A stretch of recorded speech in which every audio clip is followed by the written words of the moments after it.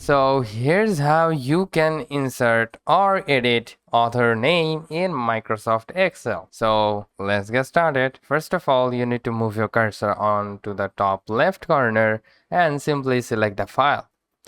Now once you have done to here, you can simply go with the info, and now as you can see, the author is here. If you want to add any author, you can simply add it over here. Select multiple authors, like you can write it down like Kazi Tutorials, I can say, and simply hit enter in your keyboard like that.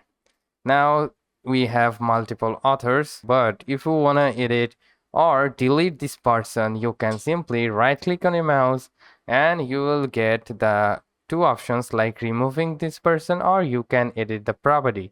So if you select on the edit, you can edit from here, but we can simply right click on your mouse and simply remove person. Now if you want to add another person, you can simply do it right over here like Kazi PC like that, and simply again hit enter. So that's how you can simply add or insert it to the author name in Microsoft Excel. Hope this video helps you out. If yes, please leave a like and have a very good day.